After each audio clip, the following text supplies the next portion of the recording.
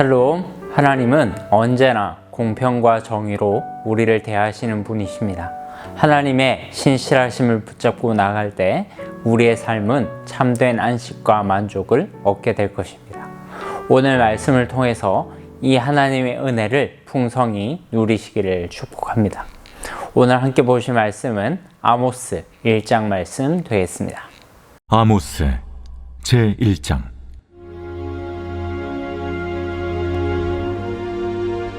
유다 왕 우시아의 시대, 곧 이스라엘 왕 요아스의 아들 여로보암의 시대 지진전 2년에 드구와 목자 중 아모스가 이스라엘에 대하여 이상으로 받은 말씀이라. 그가 이르되, 여호와께서 시온에서부터 부르짖으시며 예루살렘에서부터 소리를 내시리니 목자의 초장이 마르고 갈멜산 꼭대기가 마르리로다. 여호와께서 이와 같이 말씀하시되, 다메섹의 서너 가지 죄로 말미암아 내가 그 벌을 돌이키지 아니하리니 이는 그들이 철타작기로 타작하듯 길르앗을 압박하였음이라. 내가 하사엘의 집에 불을 보내리니 베나닷의 궁궐들을 사르리라. 내가 다메섹의 빗장을 꺾으며 아웬 골짜기에서 그 주민들을 끊으며 베데덴에서 규잡은 자를 끊으리니 아람 백성이 사로잡혀 기르에 이르리라. 여호와께서 이와 같이 말씀하시되, 가사의 서너 가지 죄로 말미암아 내가 그 벌을 돌이키지 아니하리니 이는 그들이 모든 사로잡은 자를 끌어 에돔에 넘겼음이라. 내가 가사성에 불을 보내리니 그 궁궐들을 사르리라. 내가 또 아스돗에서 그 주민들과 아스글론에서 귀를 잡은 자를 끌고 또 손을 돌이켜 에그론을 치리니 블레셋에 남아있는 자가 멸망하리라. 주 여호와께서 말씀하셨느니라. 여호와께서 이와 같이 말씀하시되, 두로의 서너 가지 죄로 말미암아 내가 그 벌을 돌이키지 아니하리니 이는 그들이 그 형제의 계약을 기억하지 아니하고 모든 사로잡은 자를 에돔에 넘겼습니다. 내가 두로 성에 불을 보내리니 그 궁궐들을 사르리라. 여호와께서 이와 같이 말씀하시되, 에돔의 서너 가지 죄로 말미암아 내가 그 벌을 돌이키지 아니하리니 이는 그가 칼로 그의 형제를 쫓아가며 궁유를 버리며 항상 맹렬히 화를 내며 분을 끝없이 품었음이라. 내가 대만에 불을 보내리니 보스라의 궁궐들을 사르리라. 여호와께서 이와 같이 말씀하시되, 암몬 자손의 서너 가지 죄로 말미암아 내가 그 벌을 돌이키지 아니하리니 이는 그들이 자기 지경을 넓히고자 하여 길앗의 아이벤 여인의 배를 갈랐음이니라. 내가 라빠성에 불을 놓아 그 궁궐들을 사르되 전쟁의 날의 외침과 효리바람의 날의 폭풍으로 할 것이며 그들의 왕은 그 지도자들과 함께 사로잡혀 가리라. 여호와께서 말씀하셨느니라. 오늘부터 아모스서의 말씀을 살펴볼 텐데요. 아마 많은 분들이 익숙하지 않을 수 있는 말씀이라고 생각됩니다. 그래서 이 올포원 큐티가 더 유익한 것 같아요. 평소에 잘 접하지 않았던 소선지서의 말씀을 살펴보면서 하나님의 말씀을 깊이의 풍성함을 누리시기를 바랍니다. 먼저 1절 말씀을 한번 살펴볼까요? 유다 왕 우시아 시대, 곧 이스라엘 왕 요아스의 아들 여로보암의 시대 지진전 2년에 드고와의 목자 중 아모스가 이스라엘에 대하여 이상으로 받은 말씀이라. 이 구절은 아모스서의 배경에 대한 말씀을 담고 있어요. 아모스는 북이스라엘에서 활동했던 사람으로 드고와라는 목축업이 발달했던 지방에 살던 목자였어요. 그동안 우리가 보아왔던 많은 선지자들처럼 제사장 출신이라거나 왕족 출신이 아니라는 거죠. 그냥 평범한 일반 시민으로서 하나님의 특별한 부르심을 받은 겁니다. 물론 어느 정도 사회적인 명망은 있었던 것 같아요. 여기 나오는 목자라는 단어가 소장농, 그러니까 남의 양떼를 관리하는 목자를 지칭하는 단어가 아니라 자영농 목자를 지칭할 때 쓰는 단어가 쓰였어요. 즉 자기 명의의 땅이 있었다는 거죠. 이런 것으로 볼 때 아모스는 어느 정도 사회적으로 성공한 사람 축에 든다고도 볼 수 있을 것 같아요. 아모스가 살던 시대는 언제라고 묘사되어 있나요?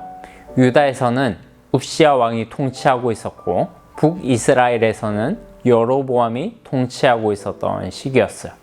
여기 나온 여로보암은 북이스라엘의 시조 여로보암이 아니고 그 후대에 나온 여로보암 2세를 가리킵니다. 그런데 특이한 표현이 하나 있죠. 여로보암의 시대 지진 전 2년에 라는 구체적인 시간 표현이 있어요. 지진은 엄청난 자연재해죠. 수많은 사람의 생명과 건물과 땅을 초토화시킬 수 있는 엄청난 재앙이에요. 역사학자들에 따르면 약 기원전 760년쯤에 리히터 규모 7.7에서 8.2도 정도 되는 엄청난 대지진이 이스라엘 전역에 일어났다고 보고되고 있습니다. 이때 피해가 얼마나 심했는지 이때로부터 약 230년 뒤에 활동했던 스가랴 선지자 역시 이 지진 사건에 대해서 언급하고 있어요. 스가랴 14장 5절 말씀을 한번 볼까요? 너희가 그 산골짜기로 도망하되 유다 왕 우시아의 때에 지진을 피하여 도망하던 것 같이 하리라. 나의 하나님 여호와께서 임하실 것이요 모든 거룩한 자들이 주와 함께 서리라. 여기 나오는 유다 왕 우시아 때의 지진이 바로 아모스 1장 1절의 지진 사건을 가리킵니다. 스가랴는 이 사건을 어디에 빗대고 있어요? 네, 여호와의 심판의 날에 빗대고 있죠. 여호와 하나님이 이스라엘을 심판하실 것이라는 말을 하면서 지진을 언급할 만큼 이 지진의 여파의 충격이 엄청났다는 것을 보여주고 있는 것이죠. 그리고 아모스가 지진 전 2년이라고 구체적인 역사적 배경을 언급하는 이유가 앞으로 전개될 하나님의 심판이 아주 엄중할 것임을 보여주는 사인이기도 합니다. 계속해서 아모스 1장 2절 말씀을 보면요. 여호와께서 시온에서부터 부르짖어 오시며 예루살렘에서부터 소리를 내시리니 라고 나오죠. 여러분, 사자 포효소리 한번 들어보셨나요? 유튜브 같은 데서 사자 포효소리 한번 찾아서 들어보시기 바랍니다. 소위 말하는 사자후라는 말이 어떤 말인지 실감나게 될 거예요. 정말 온몸이 얼어붙어요. 특히 사자가 표효하기 전에 그르렁거리는 이 저주파의 소리가 있죠. 그게 인간의 모든 감각기관과 신경계를 순간적으로 마비시킨대요. 그래서 순간적으로 그 자리에 털썩 주저앉는 거죠. 마치 심판주 하나님의 모습이 울부짖는 사자가 우는 것처럼 그와 같다는 거예요. 여러분, 하나님의 심판은 장난이 아닙니다. 그 앞에서 살아남을 자는 아무도 없어요. 하나님의 말씀을 신뢰하지 않고 그분의 언약을 저버리는 자는 심판을 피할 수 없을 겁니다. 사랑하는 여러분, 하나님께 돌아오십시오. 그것만이 우리가 살아날 수 있는 유일한 길인 줄 믿습니다. 3절부터 15절까지에서는 본격적인 심판 이야기가 소개되는데요. 먼저 1장에서는 이스라엘 주변의 이방 나라들에 대한 심판 이야기가 나오고 있어요. 그 나라들은 다메섹, 가사, 두로, 에돔, 암몬 이 5나라들이에요. 이 나라들을 심판하시면서 후렴구처럼 반복되는 말씀이 있어요. 무슨 나라에 서너 가지 죄로 말미암아 라는 말이 반복되고 있습니다. 진짜 죄가 서너 개밖에 없다는 말이 아니고요. 아주 고질적이고 반복적이며 뿌리 깊은 대표적인 죄의 열매들을 나타내는 상징적인 표현이에요. 먼저 다메섹의 죄는 철 타작기로 곡식을 타작하듯 길르앗을 압박했다라고 나옵니다. 이웃 나라인 길르앗에 대해서 아주 무자비하고 반인륜적인 폭력을 행사했다는 거죠. 소위 전쟁이 일어나면 필요 이상으로 엄청난 잔혹행위들이 벌어지지 않습니까? 네, 바로 그런 걸 상상하시면 될 것 같아요. 둘째로 가사의 죄는 6절에 보면 그들이 모든 사로잡은 자를 끌어다가 에돔에 넘겼다라고 나와요. 전쟁을 해서 사로잡은 포로들을 이웃 나라인 에돔에 노예무역을 하고 돈을 받았다는 거죠. 참고로 이 노예무역은 이 당시는 물론이고 18세기에 윌리엄 윌버포스라는 위대한 하나님의 사람이 등장하기 전까지 유럽 전역에 퍼져 있었던 죄악이었습니다. 9절에 보면 두로의 죄악 역시 바로 이 에돔과 행한 노예 무역이었음을 알 수 있죠. 그리고 11절에 보면 에돔에 대해서도 심판하세요. 11절 중반절부터 한번 보면 이런 말씀이 있어요. 이는 그가 칼로 그의 형제를 쫓아가며 긍휼을 버리며 항상 맹렬히 화를 내며 끝없이 분을 품었습니다. 에돔은 에서의 후손이에요. 에서가 누구예요? 네, 야곱의 형이죠. 즉 에돔과 이스라엘 나라는 형제의 나라예요. 그런데 그 형제를 어떻게 했다고요? 쫓아가서 긍휼을 버리며 항상 맹렬히 화를 내고 분을 품었다.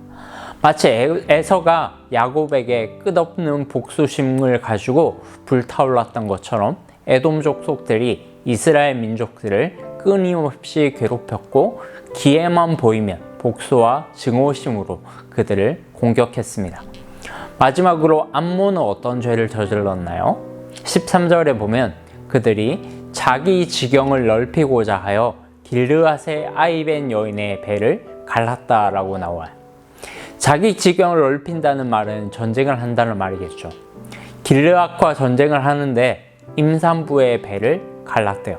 여러분, 전쟁 범죄 중에서 최악의 전쟁 범죄가 바로 태아 학살입니다. 이건 생명 경시풍조의 극치예요. 사랑하는 여러분, 오늘 이 5 나라들을 심판하시는 하나님께서 왜 이들을 심판하셨는지 공통점을 혹시 찾으셨습니까? 네, 하나님의 형상으로 창조된 인간의 생명을 함부로 다뤘기 때문이에요. 전쟁, 폭력, 노예무역, 복수심과 증오, 그리고 태아학살까지. 이것은 모두 생명 경시풍조와 관련이 있어요. 이런 죄들이 하나님을 마치 사자처럼 울부짖게 하며 심판의 맹렬함을 불러일으켰대요.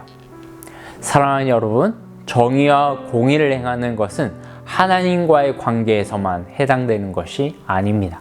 형식적인 예배를 드린다고 해서 정의와 공의를 행하는 것이 아니에요. 하나님의 형상으로 창조된 다른 사람들과의 관계 속에서 이 정의와 공의를 나타내는 거죠. 바로 이러한 정의와 공의가 아모스서에서 가장 중요한 핵심입니다. 마지막으로 오늘 아모스 전체의 핵심 구절인 5장 24절을 읽고 마치겠습니다. 오직 정의를 물같이 공의를 마르지 않는 강같이 흐르게 할지어다.